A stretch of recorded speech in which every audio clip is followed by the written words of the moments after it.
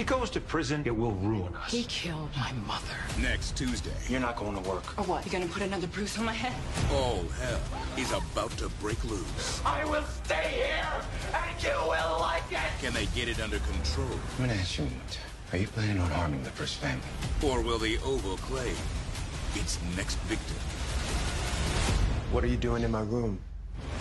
All right, Oval fans, hope you're doing well. We're going to start things off today with the trailer for next week's episode, Season 2, Episode 5, entitled A Stranger at Home. Now, the end credit trailer for last night's episode, for whatever reason, the episode is not posted online. I've checked my usual sources, but they are not up, not even on YouTube, surprisingly enough. But the only thing I've really recall mentioning in that specific end credit trailer is the fact that Hunter tells Donald that he's afraid of his 17-year-old son, Jason. So before going further, make sure you take a moment to like the video, hit subscribe, click that bell notification icon and select all. That way you don't miss out whenever I post new content to the channel, and follow me on social media. Links are in the description below. So we pretty much, this fool Jason tries to choke out his mom again. I mean, Hunter's like, if he goes to prison, it will ruin us. And Victoria's like, he killed my mother. I'm just like, I shouldn't be surprised by this. You know, people in the spotlight, whether it be politics, music, basically people of some notoriety or celebrity, there's a lot of things they hide behind closed doors in order for it to not make it to the public's eye. And sometimes that's because the things they hide would destroy their life of, luxury and fame. But it's like, bro, he killed your mother-in-law. He was about to kill your wife / his mother, your whore, and then the maid. How many people have to die and get a cover-up before you decide it's time to put Jason down? This is insane. So Jason, in the end credit, I believe he's like, Victoria's like, you hold on. He's like, no, you hold on. I've held on long enough. And then Jason's like, I will stay here. Look, it's like 8 o'clock in the morning, so I don't want to use the voice, but he's like, I will stay here and you will like it. So then he kind of slams the doors there. And it's just insane to me that all they're going to do, I believe, is like do some kind of family therapy. And it's like, this dude needs to be put behind bars. I don't really see any way around it, but that's what they're going to do.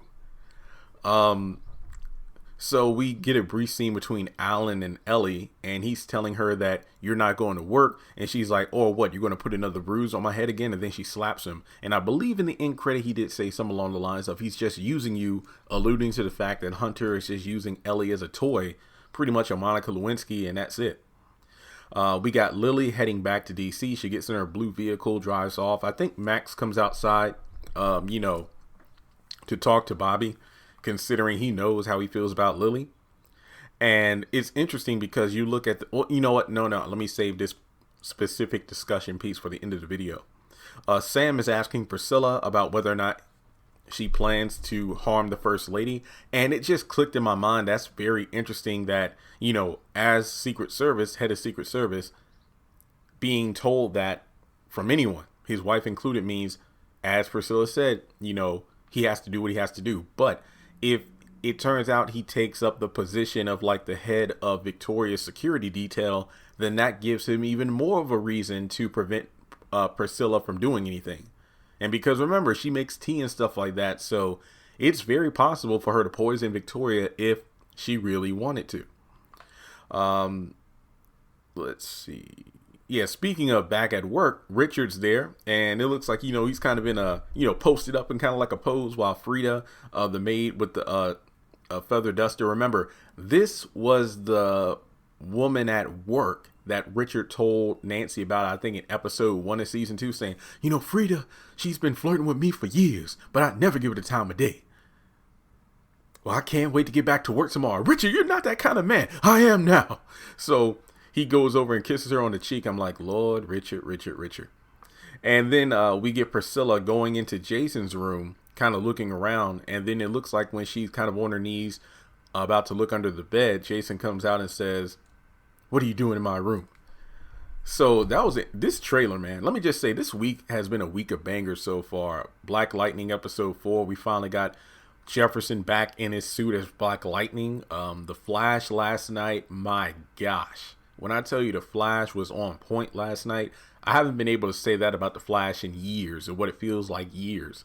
And, we get this interesting episode of the Oval. I still have my problems with the Oval last night. I'll do my review right after this one, but it was an episode full of surprises for the most part. So I can't wait to check out Delilah later today. Hopefully Sisters tonight delivers, as well as the 3 episodes of Ruthless coming on Thursday. So with that being said, thanks so much for I'm sorry, my bad. The last talking point I wanted to bring up was the fact that it's called A Stranger at Home. This could be alluding to many things. You got Lily going back home, and what's that song? There's a stranger in my house. It's like she's literally the mole, the person going on the inside trying to find out information about what's going down in the White House. So, Kyle's going to be on full alert there. Not to mention Richard and Nancy. It doesn't seem like Nancy's going anywhere, so Nancy won't know this new Richard, like he's going to be a stranger in his own home. The Sam and Priscilla dynamic. I mean, Priscilla did throw him out, but he was there the next day to get dressed for work and, eating breakfast. So they'll probably be under the same roof, especially if it turns out the whole thing with Jason. Hopefully none happens to Priscilla. Alan and Ellie, the dynamic they're going through at home. Alan is a whole nother guy that Ellie doesn't know right now. I mean, seriously, putting a bruise on her forehead, that occurred at the ending of episode 3, I believe.